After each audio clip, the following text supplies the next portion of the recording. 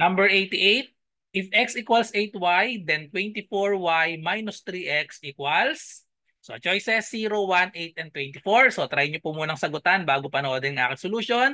At kung gusto nyo mapanood simula number 1, ay punta lang po kayo sa description para makita nyo yung link ng playlist ko. Okay? So bago tayo mag-start, so i-promote ko lang, meron po tayong Civil Service Exam Review for Math and Logic via FB Live for 50 pesos only. 10 sessions po yan. Kaya 5 pesos per session lang.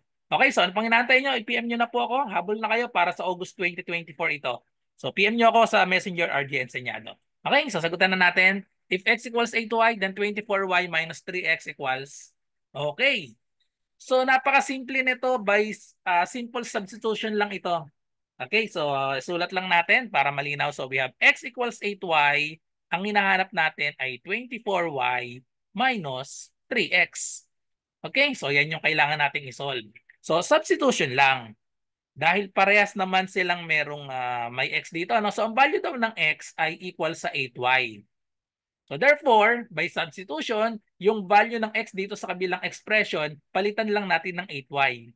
So si 8y, ipapalit lang natin dito kay x. Dito sa 3x natin.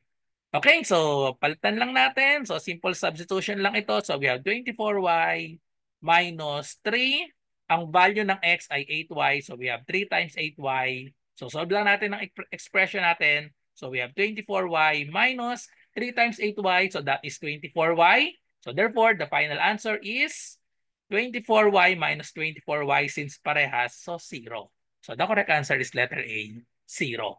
Okay, so ganun lang kasimple. Sana ay may natutunan kayo. So thank you for watching. Kung meron po kayong math question ay i-PM nyo lang po ako or i-message nyo ako sa messenger ko, RJ Enseñado. Okay, so thank you for watching. Bye-bye and God bless. Kita-kita sa susunod pang mga math reviewer.